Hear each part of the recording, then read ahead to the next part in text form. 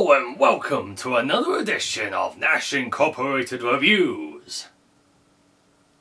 This is a limited edition Nintendo 3DS.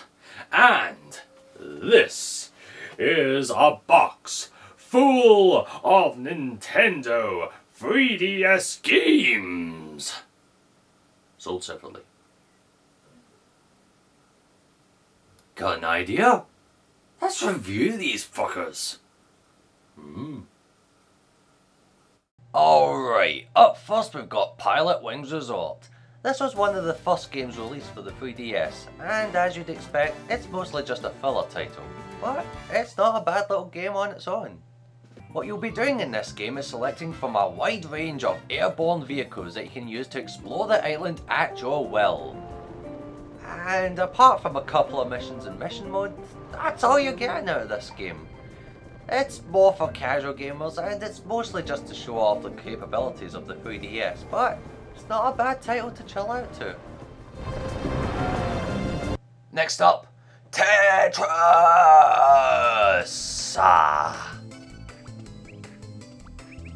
Tetris! There's not a whole lot to say here. The mini games are fine, I suppose, hit and miss. 3D capabilities, okay. Looks colourful. It's just fucking Tetris on the 3DS. Nothing much else to say. Next up, Ridge Racer 3D. I gotta say, I used to be a huge Ridge Racer fan, with my favourites being Rage Racer and Ridge Racer Type 4. But the series is now a shell of its former self, with Namco only releasing a Ridge Racer title at the start of every console's life to cash in on the lack of titles available at launch. Yeah, I don't think I didn't notice. But with all that being said, this is a competent, well-made racer. But with one fatal flaw: there is no online play. Think about it. Ridge Racer on the 3DS with online play. That would be fucking mind-blowingly awesome! If only. Teach me some of your tricks? Great! Double night! Next up, Super Street Fighter 4 3D Edition. If you've played Super Street Fighter 4 on the home consoles, then it's essentially the same game, only with a few meaningless Street Pass extras added on. Online is good and the graphics are amazing. In fact, it's a well-crafted game overall. But what may hold it back is the 3DS itself. Holding this thing while inputting buttons is a pain. They slightly get round this by having the special moves on the touchscreen. But this does mean Guile can hit a flash kick without charging first. In all, a great Street Fighter game, but let down by the 3DS itself.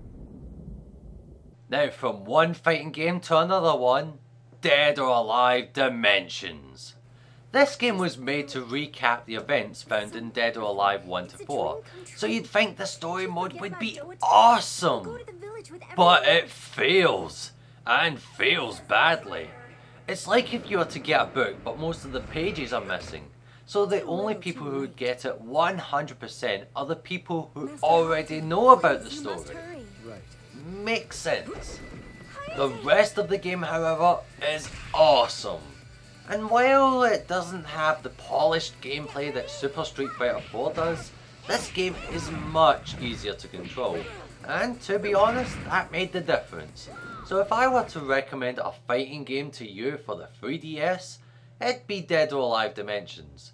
Add to that a fantastic online mode and a flawed but fun tag mode, and I believe DOA Dimensions wins this round. Up next, it's Super Mario 3D Land. When it says Mario on the box, you know it's going to be a great game. And it is a great game.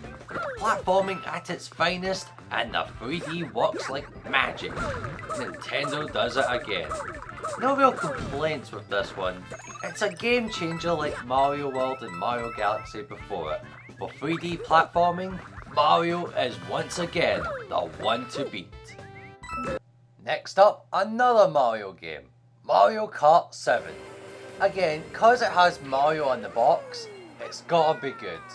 And while personally I've never thought that much about the Mario Kart series, this is a damn good kart racer. Inventive stages, smooth driving, and an online mode that will glue your fingers to the 3DS for days. Mario Kart 7 may be the best Mario Kart game yet. Maybe. Next up, the granddaddy of all adventure games, The Legend of Zelda Ocarina of Time 3D. Over 10 years ago, Ocarina of Time was one of the biggest games to be released, and now it's one of the biggest games to be re-released. The graphics have been improved, and the gameplay is as addictive as the first time you picked up that N64 pad. There's not much in the way of extras, and the touchscreen could have been used a little better. But if you are one of those people who plugged 50 hours of their life into the original, prepare to plug another 50 in. And if you didn't play the original, here's your chance to play this polished gem. On to the next game, Theatrhythm Final Fantasy. An odd name for an even odder concept. This game is essentially an official soundtrack of all the music from Final Fantasy, with elements of Parappa the Rapper, Space Channel 5 and a drum kit all rolled in together. While it's an interesting concept, they kinda messed it up with a few odd design choices. First off, there's an RPG system. While it is an interesting system, you're sometimes so into the song playing that you rarely notice the upgrades being used, if at all. Secondly is the range of music you have to unlock through a system called Dark Notes, which is one of the stupidest fucking ideas I've ever heard. What this amounts to is you unlocking a random song one by one by one by one by one by one by one by one, even sometimes unlocking the same song twice. It's dumb and unnecessary. I would like the full list of songs available from the start for me to choose from. And the third thing that's wrong is the concept itself. Now, while it's very nice to hear songs that I grew up with, it's essentially just that, listening to songs. I would rather they had just re-released Final Fantasy VI like the way they re-released Final Fantasy IV on the DS. But you know what, for those interested, it's not bad. But the gimmick loses its appeal very fast. I also think they should have put some of the remix songs that they have scattered about into the actual gameplay itself, rather than relegating them to menu music. I mean, how fucking awesome is this remix of Blinded by Light? Seriously.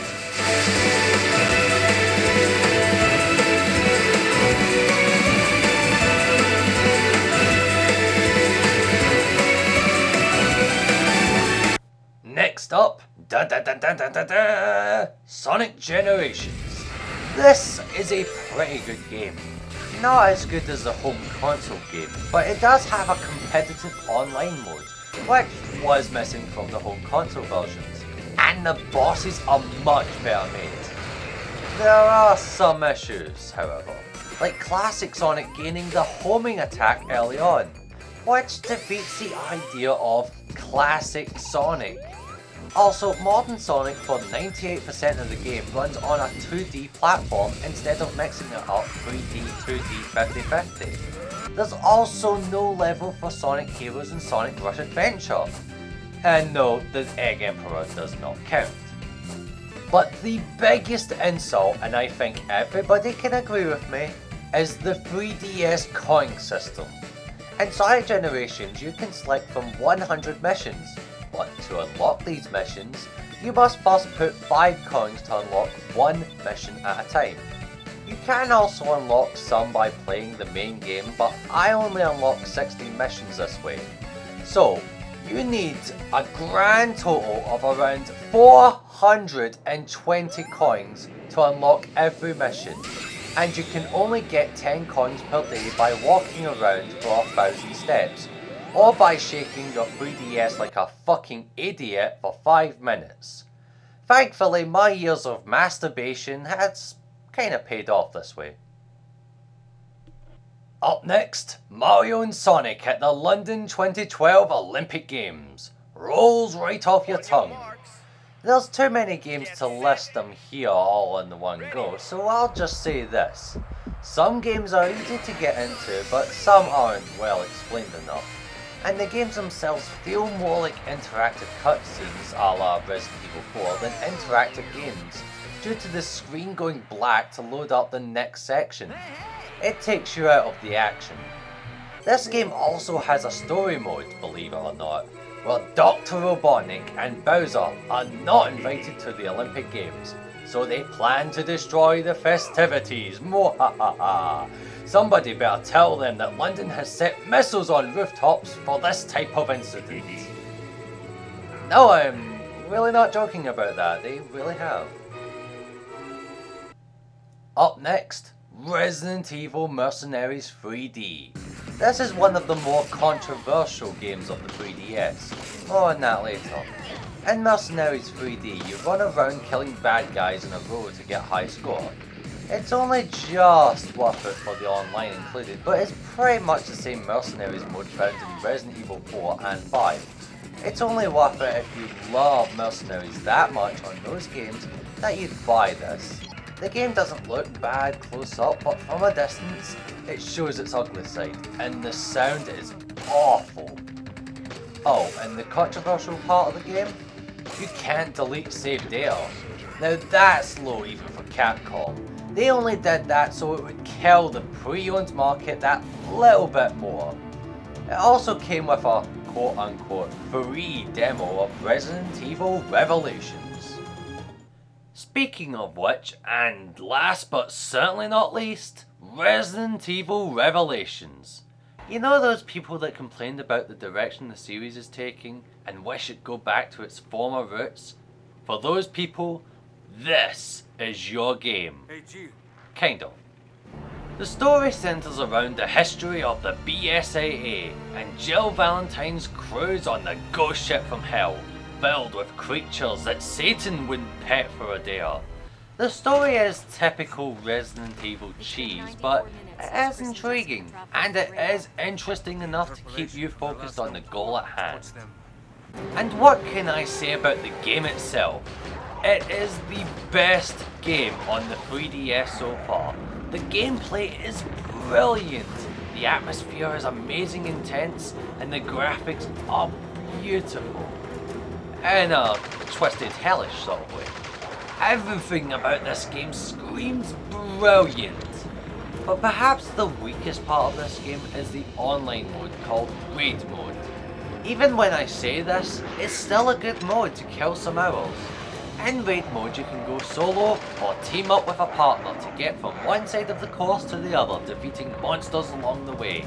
It's not bad, and it allows you to collect an arsenal of weapons to customize and use. Another annoying thing is how you are forced to team up with a partner for about 90% of single player modes. Not only does this take away a little of the atmosphere, but you can't team up with someone online, which is weird. Why have an AI team up with you when online mode shows it's entirely possible for the game to feature 2 players? However, Resident Evil Revelations is a damn fine game with so much content and horror shoved in to keep you holding the 3DS for hours. If there was one thing I'd change, it would be combining both the Resident Evil 3DS games together. There's no real reason to have 3D Mercenaries on its own, and these should have been one. Sadly, it's not the case. Well, that's it. All 11 games I have for the Nintendo 3DS. All pretty good, some mediocre ones, but progress has been made. And who knows where the future will lead for the 3DS. And right now, I'd personally like to thank Nintendo for my limited edition Nintendo 3DS. I mean, as a consumer, as a gamer, who has worked their entire life to make Nintendo the brand it is, I feel a little special that they've given me this opportunity to win a Nintendo limited edition 3DS. So, thank you Nintendo. Really, thank you. It's pretty awesome. I mean, this is perfect, you know? Perfect, perfect, perfect. You know, at least they're not going to release, you know, anything better in the next few weeks. You know, like better battery life or a bigger screen, calling it, I don't know, a 3DS XL. Oh, thought someone was out for a second. Anyways, this has been an Ash Incorporated review, and I have been your host JD. Good day and good night.